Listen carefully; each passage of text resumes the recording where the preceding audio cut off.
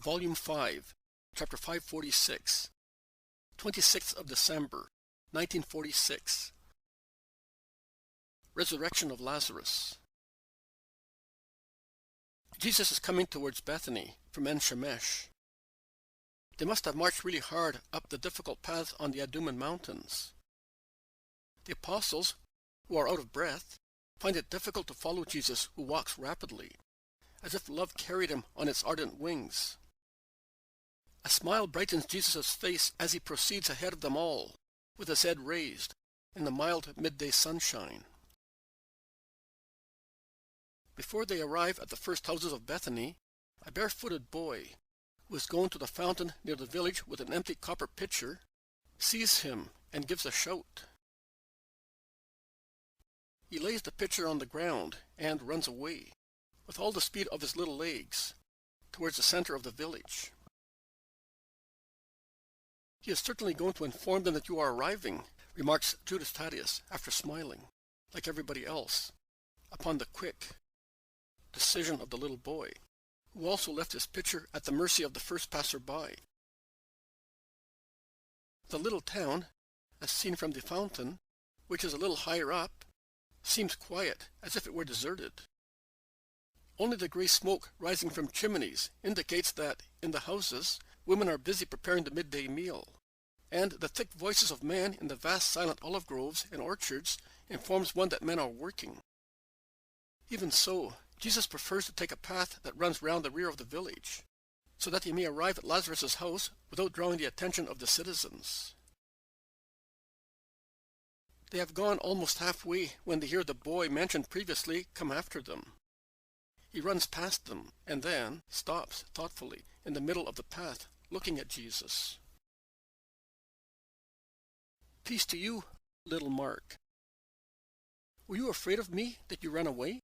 asks Jesus, caressing him. "No, Lord, I was not afraid. But as for many days, Martha and Mary have been sending servants on the roads leading here to see whether you were coming. When I saw you, I ran to tell them that you were coming. You did the right thing. The sisters will be preparing their hearts to see me." "No, Lord. The sisters are not preparing anything, because they do not know. They would not let me tell them. They got hold of me when I entered the garden, saying, 'The Rabbi is here,' and they drove me out, saying, 'You are a liar or a fool. He is not coming any more, because he knows by now that he cannot work the miracle any more.' And as I said that it was really you, they gave me 2 mighty slaps as I never had before. Look how red my cheeks are. They are smarting. And they pushed me away, saying, 'That will purify you for looking at a demon.' And I was looking at you to see whether you had become a demon. But I can't see any. You are always my Jesus, as beautiful as an angel, as my mother tells me." Jesus bends to kiss his cheeks, which had been slapped, saying, "They will no longer smart. I am sorry that you had to suffer because of me." "I am not sorry, Lord, because those 2 slaps made you give me 2 kisses." And he clings to his legs, hoping to receive more. "Tell me, Mark, who was it that drove you away? Those of Lazarus' household?" asks Thaddeus. "No, the Judeans. They come to condole every day. They are so many. They stay in the house and in the garden. They come early and go away late. They behave as if they were the masters. They ill-treat everybody. Can't you see that there is nobody on the streets? The first days, people remain to watch. Then, now only children wander about to... Oh, my pitcher! My mother is waiting for water. She will give me a beating as well." They all laugh at his distress over the prospect of further smacks, and Jesus says, "Hurry up, then." The fact is that I wanted to go in with you and see you work the miracle. And he concludes, "and see their faces, to avenge myself for the slaps." No, that's wrong. You must not wish for revenge. You must be good and forgive. But your mother is waiting for the water. "I will go, Master. I know where Mark lives. I will tell the woman and then join you," says James of Zebedee, running away. They set out again slowly, and Jesus holds the delighted boy by the hand. They are now at the garden railing. They walk along it. Many mounts are tied to it, watched by the owner's servants. Their whispering draws the attention of some Judeans who turn towards the open gate, just when Jesus sets foot on the border of the garden. "The Master!" exclaim the first to see him, and the word flies from group to group like the rustling of the wind. It spreads like a wave that comes from afar and breaks on the shore, as far as the walls of the house, and enters it, certainly carried by the many Judeans present, or by some Pharisees, rabbis, or scribes, or Sadducees, scattered here and there. Jesus advances very slowly, while people, although rushing from every direction, move away from the alley along which he is walking.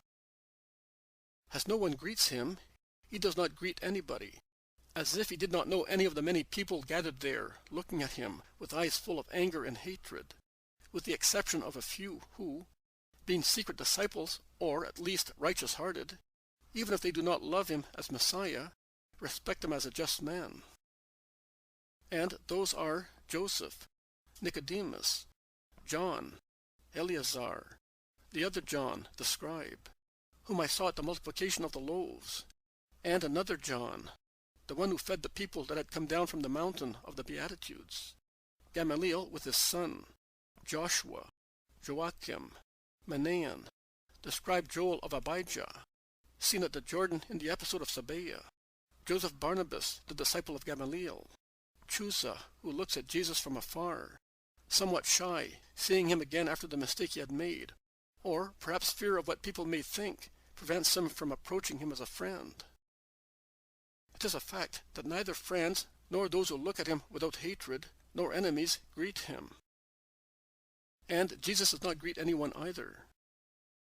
He just bowed lightly when setting foot in the alley. He has then moved straight on, as if he were a stranger to a large crowd around him. The little boy is walking beside him all the time, in his garments of a poor little peasant, and barefooted, but with the bright countenance of one who is really enjoying himself, his lively dark eyes wide open to see everything, and to defy everybody. Martha comes out of the house with a group of Judean visitors, among whom there is Helkai and Sadok.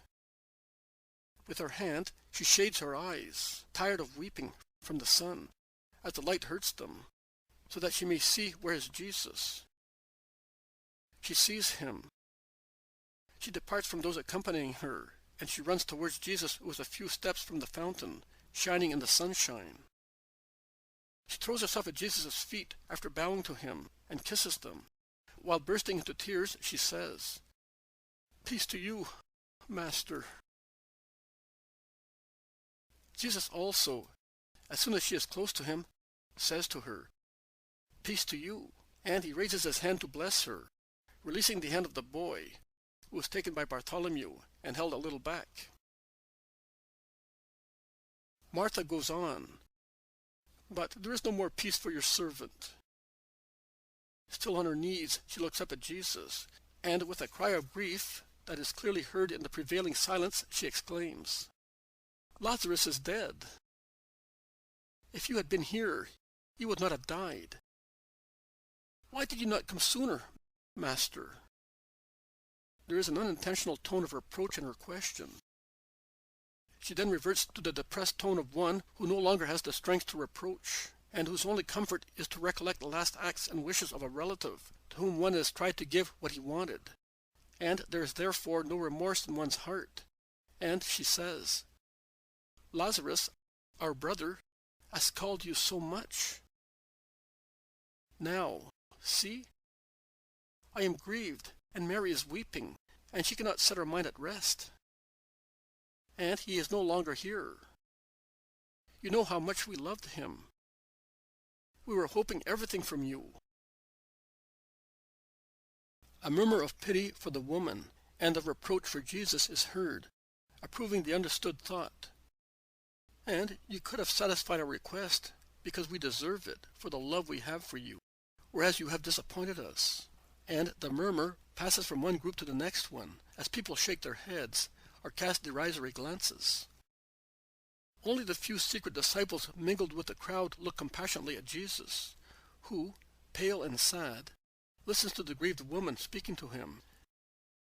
Gamaliel, his arms folded across his chest, in his wide, rich robe of a fine wool adorned with blue tassels, a little apart in a group of young men among whom is his son and Joseph Barnabas, stares at Jesus, without hatred and without love. Martha, after wiping her face, resumes, "But even now I hope, because I know that whatever you ask of God, he will grant you." A sorrowful, heroic profession of faith uttered in a trembling, weeping voice, with her eyes full of anxiety, and her heart throbbing with a last hope. "Your brother will rise again. Stand up, Martha." Martha stands up, stooping out of respect before Jesus, to whom she replies, "I know, Master, he will rise again at the resurrection on the last day." "I am the resurrection and life.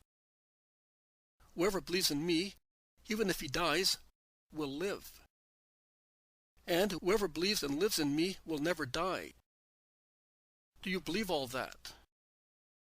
Jesus, who had previously spoken in a rather low voice, addressing Martha only, raises his voice when saying these sentences, in which he proclaims his power of God, and its perfect timbre resounds like a golden blare in the vast garden. The people present quiver with an emotion resembling fear. Then some sneer, shaking their heads. Martha, into whom Jesus seems to wish to instill a stronger and stronger hope by holding his hand on her shoulder, raises her lowered head. She raises it towards Jesus, staring with her sad eyes at the Christ's bright ones, and, pressing her hands against her breast, with a different anxiety, she replies, "Yes, I do, my Lord. I believe all that. I believe that you are the Christ, the Son of the living God, that you have come to the world, and that you can do everything you want. I believe. I am now going to tell Mary," and she disappears quickly into the house. Jesus remains where he was. That is, he takes a few steps forward and approaches the flower bed that surrounds the basin of the fountain.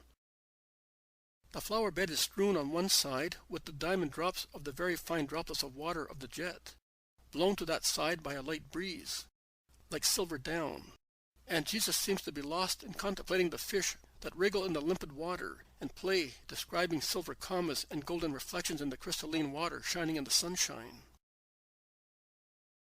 The Judeans are watching him. They have involuntarily divided into clearly distinct groups. On one side, in front of Jesus, all those who are hostile to him, usually separated from one another by sectarian spirit, but now concordant in opposing Jesus. Beside him, behind the apostles who have been joined by James of Zebedee, there are Joseph, Nicodemus, and others who are well disposed to him. Farther away there is Gamaliel, still in the same place and attitude, and all alone, because his son and disciples have parted from him and joined the two main groups to be closer to Jesus.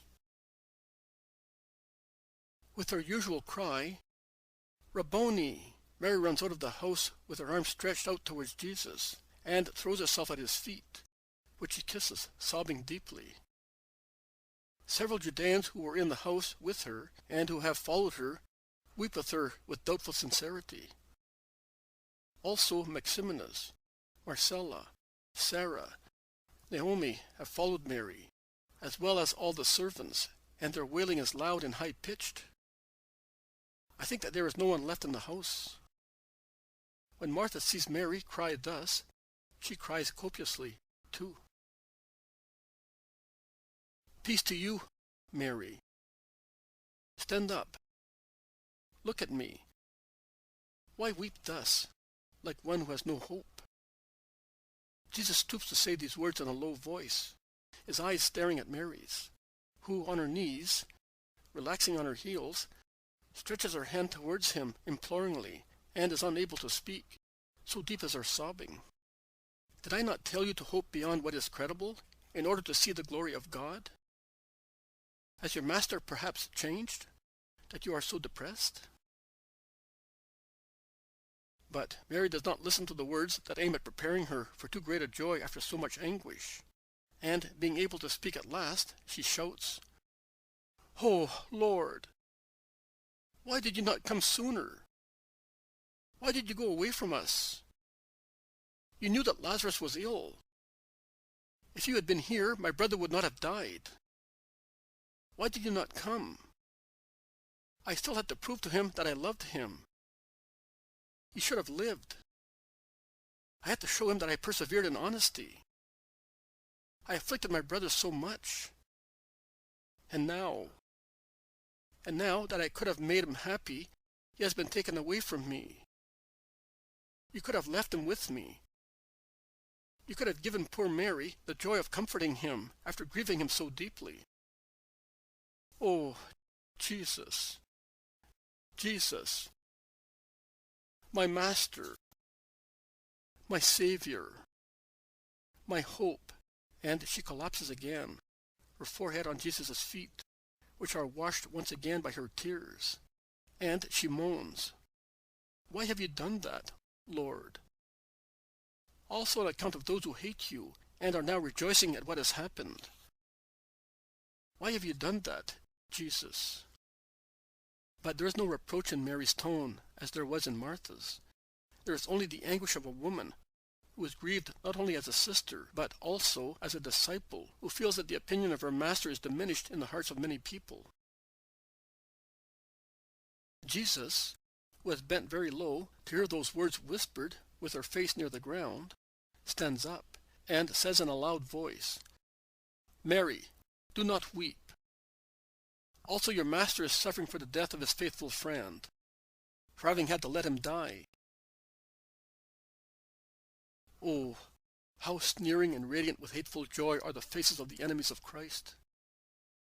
They feel that he is defeated and rejoice, whilst his friends are becoming sadder and sadder. Jesus says in an even louder voice, "But I tell you, do not weep. Stand up. Look at me. Do you think that I, who loved you so much, have done this without a reason? Can you believe that I have grieved you thus in vain? Come, let us go to Lazarus. Where have you put him?" Jesus' question, rather than to Mary and Martha, who cannot speak as they are crying even louder, is addressed to all the others, and particularly to those who have come out of the house with Mary and look more upset. Perhaps they are older relatives. I do not know.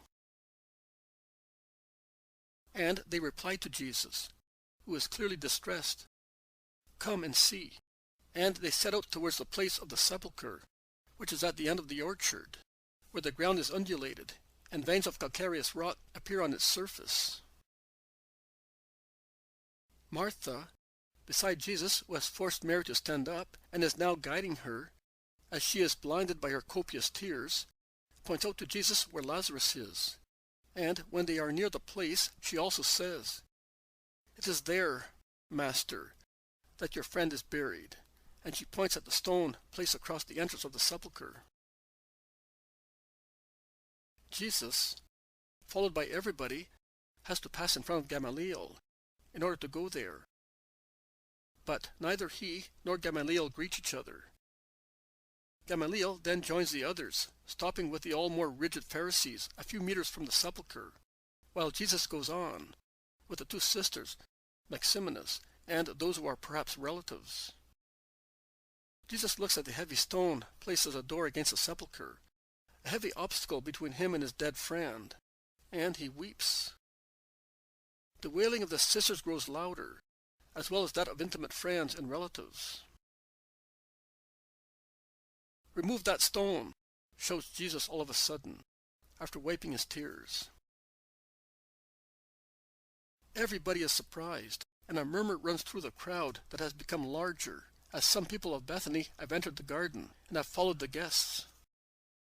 I can see some Pharisees touch their foreheads and shake their heads, meaning, "He is mad." No one carries out the order. Even the most faithful ones are hesitant and feel repugnance to do it. Jesus repeats his order in a louder voice, astonishing even more the people, who, urged by opposed feelings, react at first as if they wanted to run away, but immediately afterwards they wish to draw closer, to see, to find the stench of the sepulchre that Jesus wants opened. "Master, it is not possible," says Martha, striving to restrain her tears to be able to speak. "He has been down there for 4 days. And you know of what disease he died. Only our love made it possible for us to cure him. By now, he will certainly smell, notwithstanding the ointments. What do you want to see? His rottenness? It is not possible. Also, because of the uncleanness of putrefaction, and... Did I not tell you that if you believe, you will see the glory of God? Remove that stone. I want it. It is a cry of divine will." A subdued "Oh" is uttered by every mouth. Faces grow pale. Some people quiver as an icy wind of death has blown over everybody. Martha nods to Maximinus, who orders the servants to get the necessary tools to remove the heavy stone. The servants run away and come back with picks and sturdy levers. And they work, inserting the points of the shining picks between the rock and the stone, and then replacing the picks with the sturdy levers, and finally lifting the stone carefully, letting it slide to one side, and drawing it cautiously against the rocky wall. An infected stench comes out of the dark hole, making everyone withdraw. Martha asks in a low voice, "Master, do you want to go down there? If you do, tortures will be required." But she is wan at the thought of having to go down. Jesus does not reply to her. He raises his eyes to the sky. He stretches out his arms crosswise and prays in a very loud voice, syllabalizing the words, "Father, I thank you for hearing me. I knew that you always hear me. But I said so for those who are present here, for the people surrounding me, that they may believe in you, in me, and that you have sent me." He remains thus for a moment, and he becomes so transfigured that he seems to be enraptured, while, without uttering any sound, he says more secret words of prayer or adoration. I do not know. What I know is that he is so transhumanized that it is not possible to look at him without feeling one's heart quiver.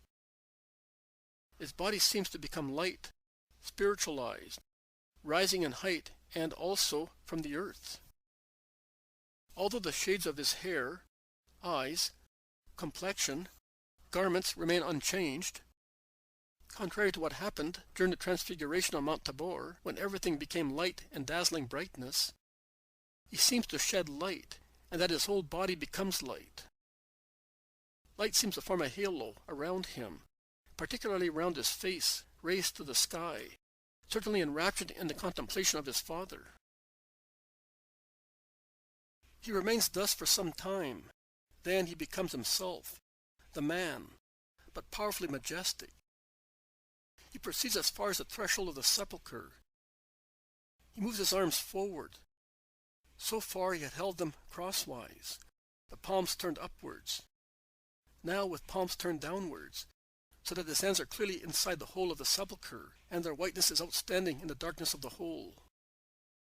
His blue eyes are blazing, and their flash, forecasting a miracle, is today unsustainable, in the silent darkness, and in a powerful voice, and with a cry louder than the one he uttered on the lake when he ordered the wind to abate. In a voice that I never heard in any other miracle, he shouts, "Lazarus, come out!" His voice is echoed by the sepulchral cave, and coming out of it, it spreads all over the garden. It is repeated by the undulations of the grounds of Bethany. I think it travels as far as the first hills beyond the fields, and then comes back, repeated and subdued, like an order that cannot fail. It is certain that from numberless directions one can hear again, "Out, out, out." Everybody is thrilled with emotion, and if curiosity rivets everyone in his place, faces grow pale, and eyes are opened wide, while mouths are closed involuntarily with cries of surprise already on their lips. Martha, a little behind and to one side, seems fascinated looking at Jesus. Mary, who has never moved away from the Master, falls on her knees at the entrance of the sepulchre, one hand on her breast to check her throbbing heart, the other holding the edge of Jesus' mantle unconsciously and convulsively, and one realizes that she is trembling because the mantle is shaken lightly by the hand holding it. Something white seems to emerge from the deep end of the sepulchre. At first it is just a short convex line. Then it becomes oval-shaped. Then wider and longer lines appear. And the dead body, enveloped in its bandages, comes slowly forward, becoming more visible, more mysterious, and more awful. Jesus draws back, imperceptibly, but continuously, as the other moves forward. Thus, the distance between the two is always the same. Mary is compelled to drop the edge of the mantle, but she does not move from where she is. Joy, emotion, everything nail her to the place where she is. And "Oh!" is uttered more and more clearly by the lips previously closed by the anxiety of suspense. From a whisper hardly distinguishable, it changes into a voice. From a voice into a powerful cry. Lazarus is by now on the threshold of the sepulchre, and he remains there, rigid and silent, like a plaster statue just rough-hewed, thus shapeless, a long thing, thin at the head and legs, thicker at the trunk, as macabre as death itself, ghost-like in the white bandages against the dark background of the sepulchre. As the sun shines on him, putrid matter can be seen dripping already here and there from the bandages. Jesus shouts out in a loud voice, "Unbind him and let him go. Give him clothes and food." "Master," says Martha, and perhaps she would like to say more, but Jesus stares at her, subduing her with his bright eyes, and he says, "Here, at once, bring a garment. Dress him in the presence of all the people, and give him something to eat." He orders, and never turns round to look at those who are behind and around him. He looks only at Lazarus, at Mary, who is near her resurrected brother, heedless of the disgust caused to everybody by the putrid bandages, and at Martha, who is panting as if she felt her heart break, and does not know whether she should shout for joy or weep. The servants rush to carry out the instructions. Naomi is the first to run away and to come back with garments folded on her arm. Some untie the bandages after rolling up their sleeves and tucking up their garments so that they may not touch the dripping rot. Marcella and Sarah come back with amphoras of perfumes, followed by servants carrying basins and jugs of water steaming hot, or trays with cups of milk, wine, fruit, honey cakes. The very long, narrow bandages, which I think are of linen, with selvage on each side, obviously woven for that purpose, unroll like rolls of tape from a reel and pile up on the ground, heavy with spices and pus. The servants move them to one side by means of sticks. They have started from the head, but even there is matter that has certainly dripped from the nose, ears, and mouth. The sudarium placed on the face is soaked with putrid matter, and Lazarus's face, which is very pale and emaciated, with his eyes closed, with the pomade placed in the eye sockets, with his hair and thin short beard sticking together, is soiled with it. The shroud placed round his body falls off slowly as the bandages are removed, freeing the trunk that they had enveloped for days, restoring a human figure to what had previously transformed into something like a huge chrysalid. The bony shoulders, the emaciated arms, the ribs just covered with skin, the sunken stomach, begin to appear slowly. And as the bandages fall off, the sisters, Maximinus, the servants busy themselves, removing the first layer of dirt and balms, and they insist continuously changing the water made detergent with spices, until the skin appears clean. When they uncover Lazarus's face, and he can look, he directs his gaze towards Jesus, before looking at his sisters, and he seems absent-minded, and does not pay attention to what is happening while he looks at his Jesus with a loving smile on his lips, and tears shining in his deep sunken eyes. Jesus also smiles at him, his eyes shining with tears, and, without speaking, he directs Lazarus's gaze towards the sky. Lazarus understands, and moves his lips in silent prayer. Martha thinks that he wishes to say something, but has no voice yet, and she asks, "What are you saying to me, my Lazarus?" "Nothing, Martha. I was thanking the Most High." His pronunciation is steady, his voice loud. The crowds utter an "Oh!" of amazement once again. He has now been freed and cleaned down to his sides, and they can put on him his short tunic, a kind of a short shirt that reaches below his groin, falling on his thighs. They make him sit down to untie his legs and wash them. As soon as they appear, Martha and Mary utter a loud cry, pointing to the legs and bandages. And whilst on the bandages tied round the legs, and on the shroud placed under the bandages, the putrid matter is so copious as to stream down the cloth, the legs are completely healed.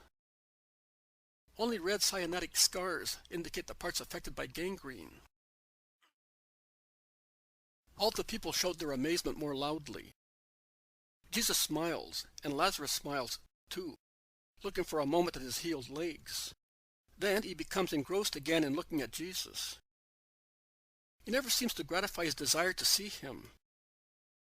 The Judeans, Pharisees, Sadducees, scribes, rabbis come forward cautiously in order not to contaminate their garments. They examine Lazarus closely. They examine Jesus closely. But neither Lazarus nor Jesus minds them. They look at each other, and all the rest means nothing to them. They now put sandals on Lazarus's feet, and he stands up, agile and steady. He takes the tunic that Martha hands him. He puts it on by himself. He fastens his belt and adjusts the fold of the garment. And there he is, lean and pale, but like everybody else. He washes again his hands and arms as far as his elbows, after tucking up his sleeves. And with clean water, he washes his face and head again, until he feels that he is thoroughly clean. He dries his hair and face, hands the towel to the servant, and goes straight towards Jesus. He prostrates himself. He kisses his feet. Jesus bends, lifts him up, presses him to his heart, saying, "Welcome back home, my dear friend. May peace and joy be with you. Live to accomplish your happy destiny. Raise your face that I may greet you with a kiss." and he kisses Lazarus' cheeks and is kissed by him. Only after worshipping and kissing the Master, Lazarus speaks to his sisters and kisses them. He then kisses Maximinus and Naomi, who are weeping for joy, and some of those who I think are related to the family or are very close friends. He then kisses Joseph, Nicodemus, Simon Zealot, and a few more. Jesus goes personally towards a servant who is carrying a tray on which there is some food, and he takes a honey cake, an apple, a goblet of wine, and he offers them to Lazarus, after offering and blessing them, so that he may nourish himself. And Lazarus eats with the healthy appetite of one who is well. A further "oh" of amazement is uttered by the crowd. Jesus seems to see no one but Lazarus, but in actual fact, he observes everything and everybody, and when he sees with what furious gestures Zadok, Helkai, Hananiah, Felix, Doris and Cornelius and others are about to go away, he says in a loud voice, "Wait a moment, Zadok. I want to have a word with you and your friends." They stop with the sinister look of criminals. Joseph of Arimathea makes a gesture as if he were frightened, and beckons the zealot to restrain Jesus. But he is already going towards the rancorous group, and is already saying loud, "Zadok, is what you have seen enough for you? One day you told me that in order to believe, you and your peers needed to see a decomposed dead body be recomposed, and in good health. Are you satisfied with the rottenness you have seen? Can you admit that Lazarus was dead, and that now he is alive and healthy, as he has never been for many years? I know. You came here to tempt these people, to increase their grief and their doubt. You came here looking for me, hoping to find me hiding in the room of the dying man. You did not come with feelings of love, and with a desire to honor the deceased man, but to ensure that Lazarus was really dead, and you have continued to come, rejoicing all the more as time went by. If the situation had evolved as you were hoping, as you believed it would evolve, you would have been right in exulting. The friend who cures everybody, but does not cure his friend. The Master who rewards everybody's faith, but not the faith of his friends in Bethany. The Messiah, powerless against the reality of death. That is what was making you exult. Then God gave you his reply. No prophet had ever been able to put together what was decomposed, in addition to being dead. God did it. That is the living witness of what I am. One day it was God who took some dust and made it into a form, and he breathed the vital spirit into it, and man was. I was there to say, "Let man be made in our own image and likeness," because I am the Word of the Father. Today, I, the Word, said to what is even less than dust, I said to rottenness, "Live," and decomposition was recomposed into flesh, into wholesome, living, breathing flesh. There it is looking at you. And to the flesh I joined the spirit that had been lying for days in Abraham's bosom. I called him with my will, because I can do everything, as I am the living being, the King of Kings, to whom all creatures and things are subject. What are you going to reply to me now? He is in front of them, tall, ablaze with majesty, really judge and God. They do not reply. He insists, "Is it not yet enough for you to believe, to accept what is ineluctable? You have kept but one part of your promise. This is not the sign of Jonah," says Zadok harshly. "You shall have that one as well. I promised it, and I will keep my promise," says the Lord. And another person who is present here, and is waiting for another sign, shall have it. And as he is a just man, he will accept it. You will not. You will remain what you are.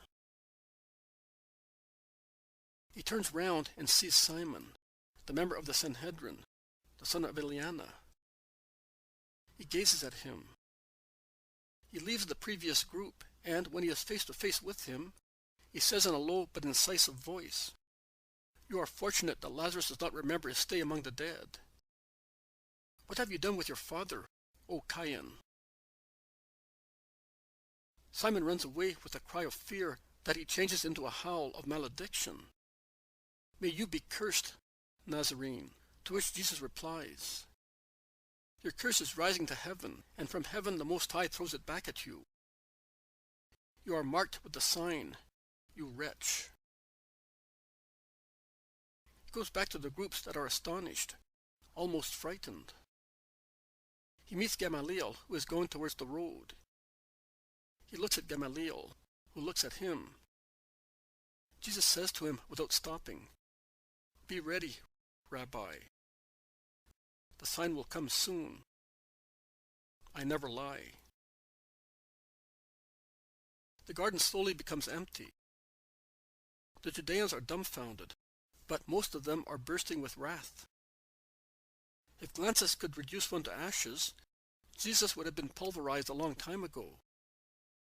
They speak and discuss among themselves while going away, and they are so upset by their defeat that they are unable to conceal the purpose of their presence here under the hypocritical appearance of friendship.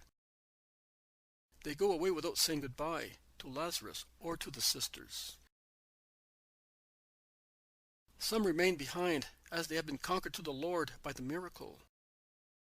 Among them there is Joseph Barnabas, who throws himself on his knees before Jesus, worshipping him. Another one is Joel of Abijah, the scribe, who does the same thing before departing.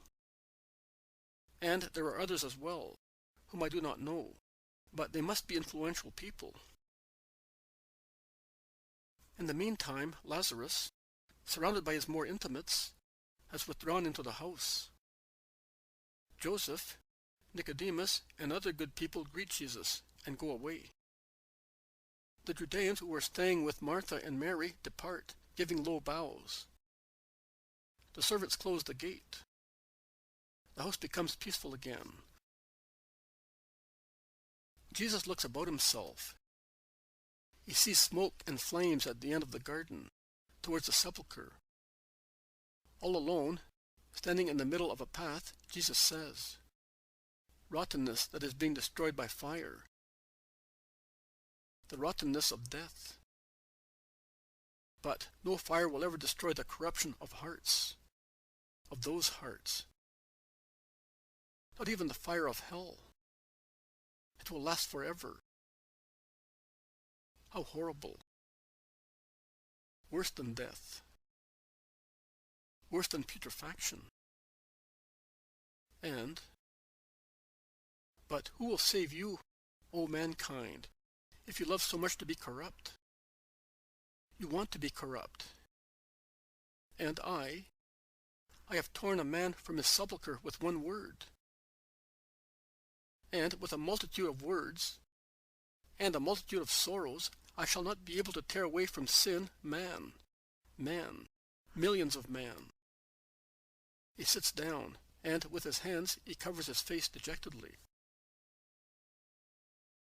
A servant who is passing by sees him. He goes into the house. Shortly afterwards, Mary comes out. She goes towards Jesus, walking so lightly that she does not seem to be touching the ground. She approaches him and says in a low voice, "Rabboni, you are tired." "Come, my Lord. Your tired apostles have gone to the other house, except Simon the Zealot." "Are you weeping, Master? Why?" She kneels at Jesus' feet. She watches him. Jesus looks at her. He does not reply. He stands up and directs his steps towards the house, followed by Mary. They go into one of the halls. Lazarus is not there, neither is the zealot. But Martha is there. She is happy, transfigured by joy. She turns towards Jesus, explaining, Lazarus has gone to the bathroom to purify himself further. Oh, Master, Master, what shall I tell you?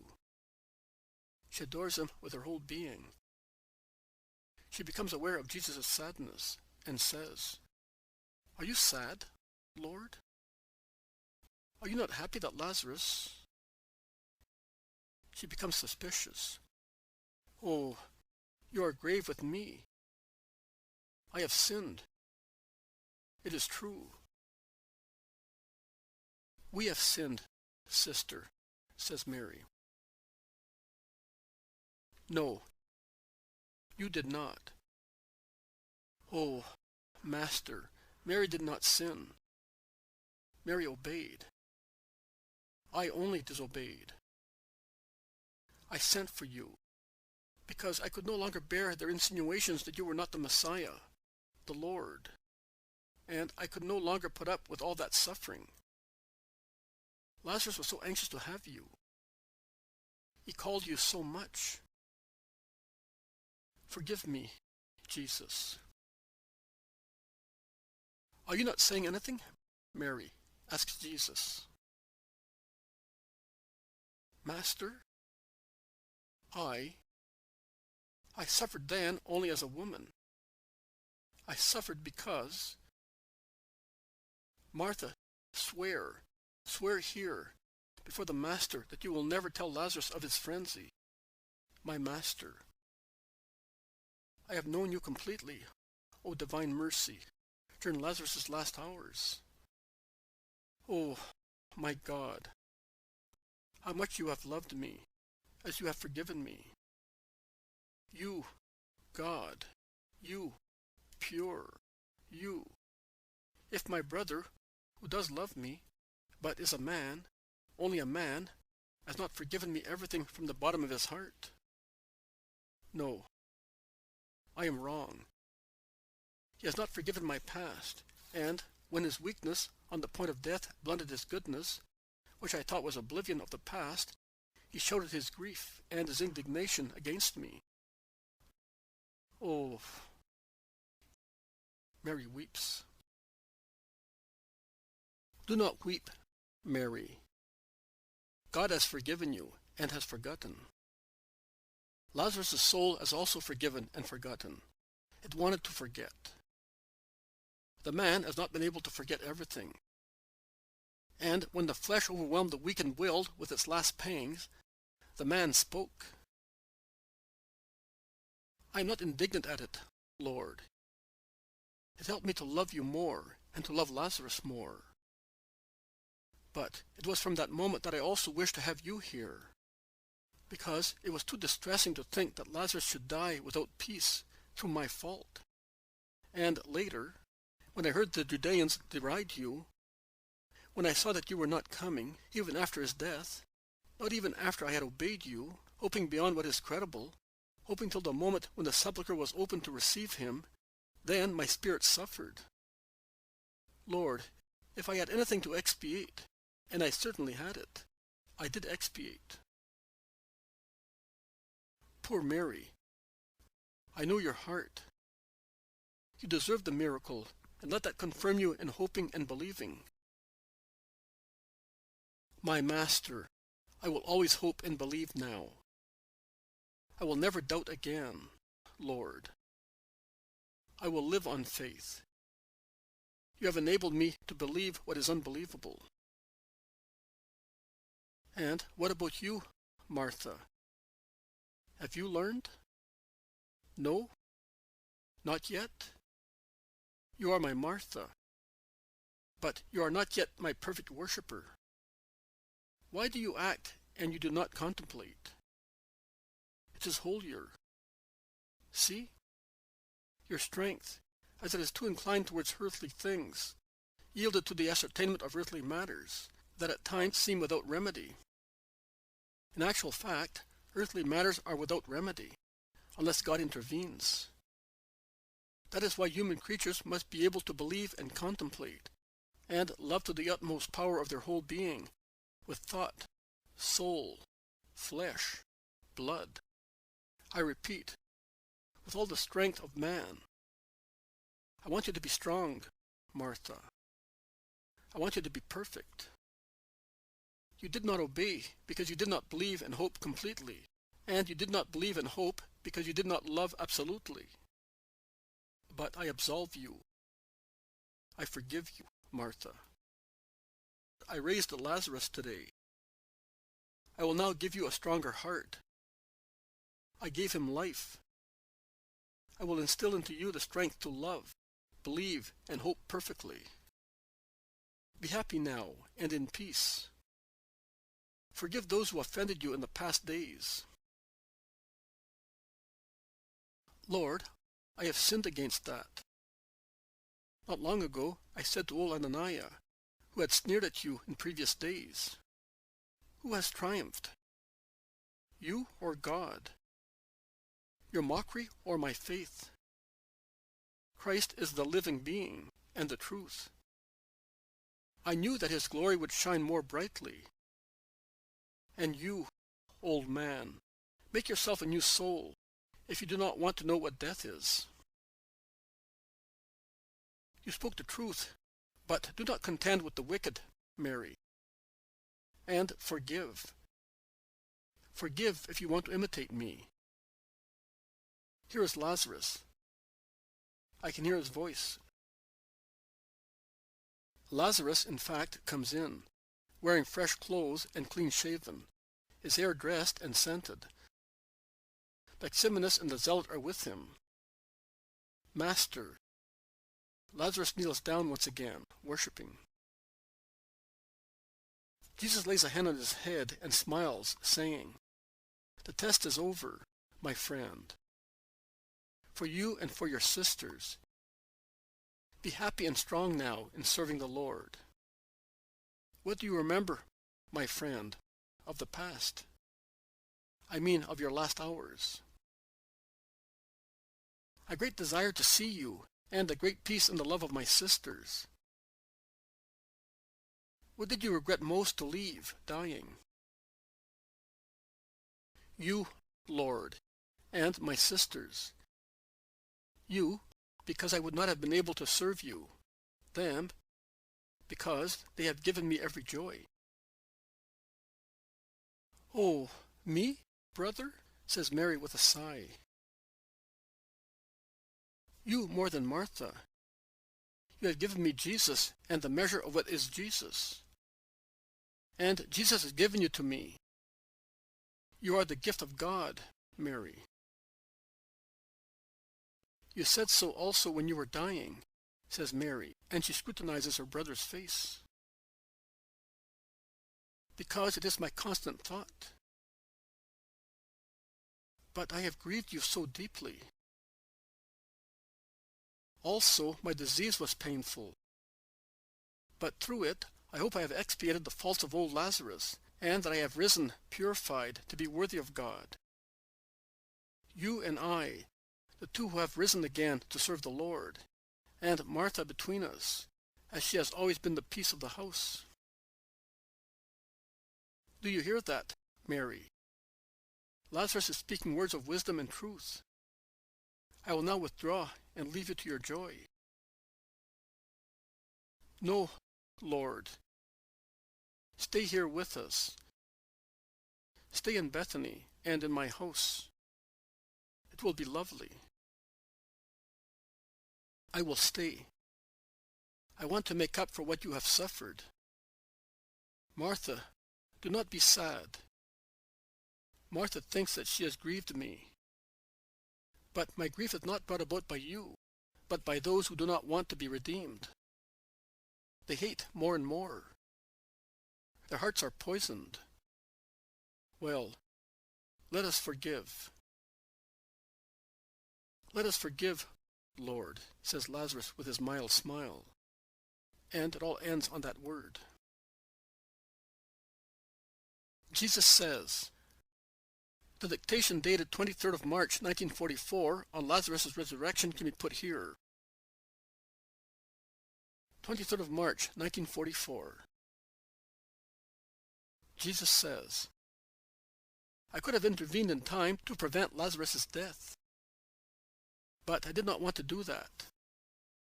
I knew that his resurrection would be a double-edged weapon, because it would convert the righteous-minded Judeans and would make the non-righteous-minded ones even more rancorous. The latter, because of this final blow of my power, would sentence me to death. But I had come for that, and it was now time that should be accomplished. I could have gone at once, but I needed to convince the most stubborn, incredulous people by means of a resurrection from advanced rottenness. And also my apostles, destined to spread my faith in the world, needed a faith supported by miracles of the first magnitude. There was so much humanity in the apostles. I have already said so. It was not an insurmountable obstacle. On the contrary, it was a logical consequence of their condition of man called to be my apostles when they were already grown up. The mentality, the frame of mind of a person cannot be changed between one day and the next one.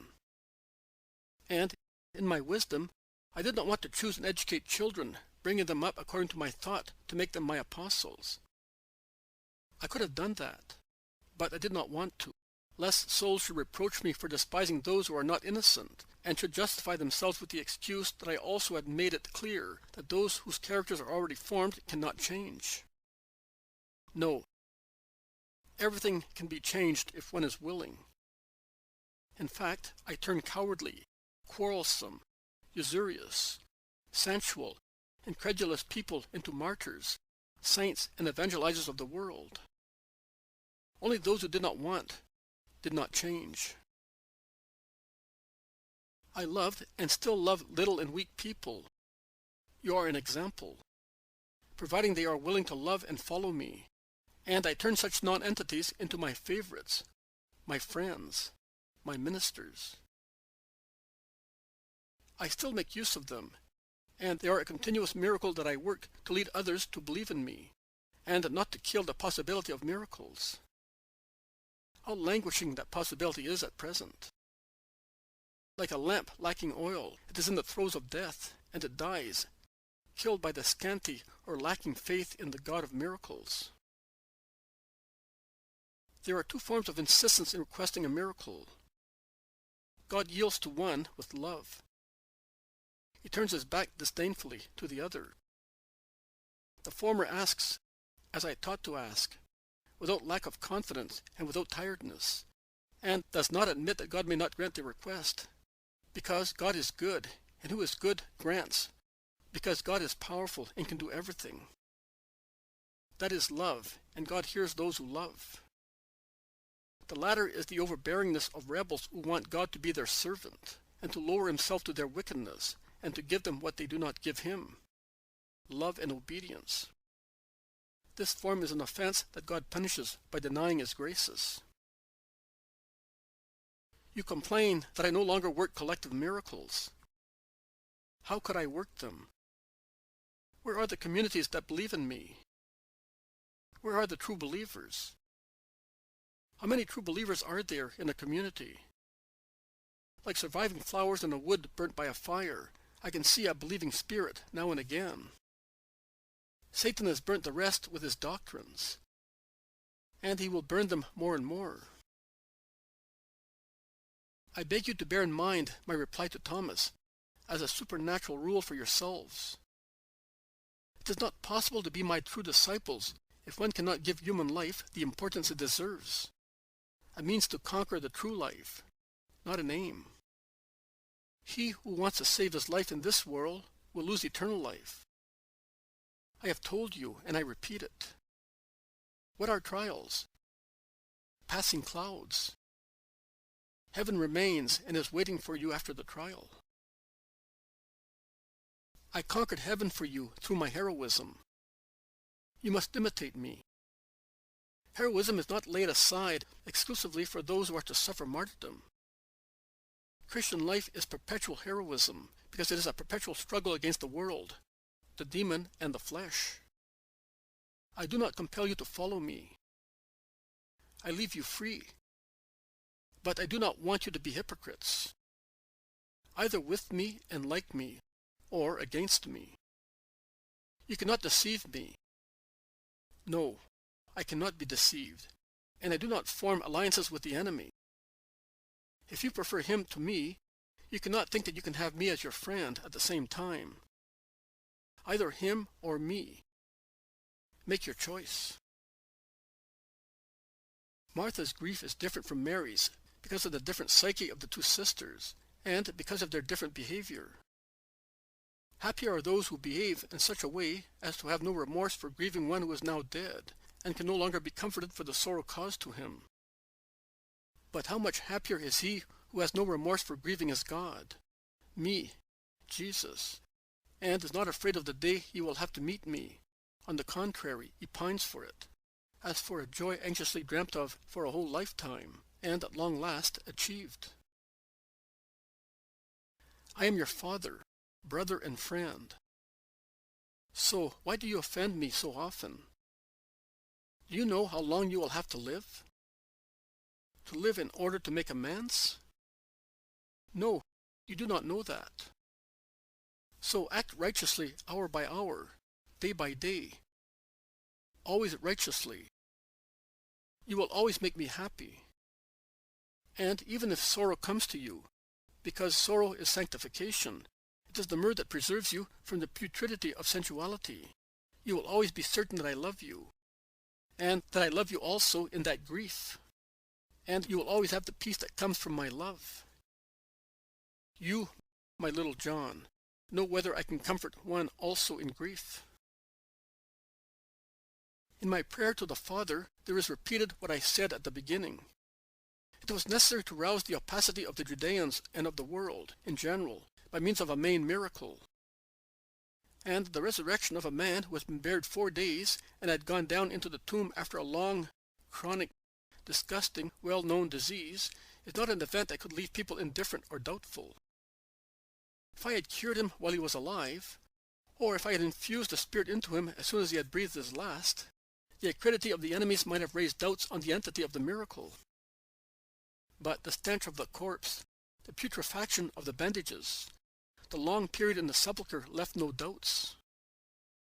And a miracle in the miracle.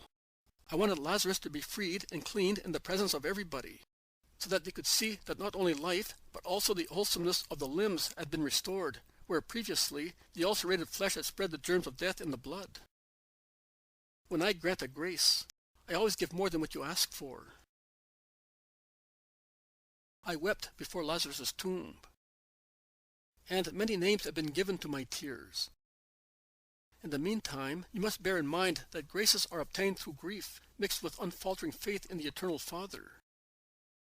I wept not so much because of the loss of my friend, and because of the sorrow of the sisters, as because 3 thoughts that had pierced my heart like 3 sharp nails surfaced then, more lively than ever, like depths stirred up. The ascertainment of the ruin that Satan had brought to man by seducing him to evil. A ruin, the human punishment of which was sorrow and death. Physical death, the symbol and living metaphor of spiritual death that sin causes to the soul, hurling it into infernal darkness, whereas it was destined, like a queen, to live in the kingdom of light.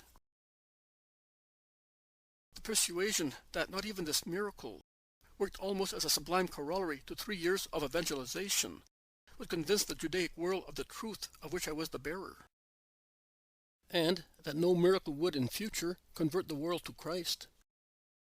Oh, how grievous it was to be so close to death for so few. The mental vision of my imminent death. I was God, but I was also man. And to be the Redeemer, I was to feel the weight of expiation. Therefore the horror of death, and of such a death. I was a living, healthy being who was saying to himself, I shall soon be dead. I shall be in a sepulchre like Lazarus. Soon the most dreadful agony will be my companion. I must die. God's kindness spares you the knowledge of the future, but I was not spared it. Oh, believe me, you who complain of your destiny. None was more sad than mine, because I always clearly foresaw everything that was to happen to me, joined to the poverty, the hardships, the bitterness that accompanied me from my birth to my death. So do not complain, and hope in me. I give you my peace. The following is undated. Marginal notes on Lazarus' resurrection and in connection with the sentence of St. John. Jesus says, in the Gospel of John, as it has now been read for ages, there is written, Jesus had not yet come into the village of Bethany. John chapter 9, verse 30. To avoid possible objections, I wish to point out that, with regard to this sentence, and the one of the work which states that I met Martha a few steps away from the fountain in Lazarus' garden, there is no contradiction of events, but only a discrepancy of translation and description. 3/4 of the village of Bethany belonged to Lazarus. Likewise, a large part of Jerusalem belonged to him. But let us speak of Bethany. As 3/4 of it belonged to Lazarus, one could say, Bethany of Lazarus.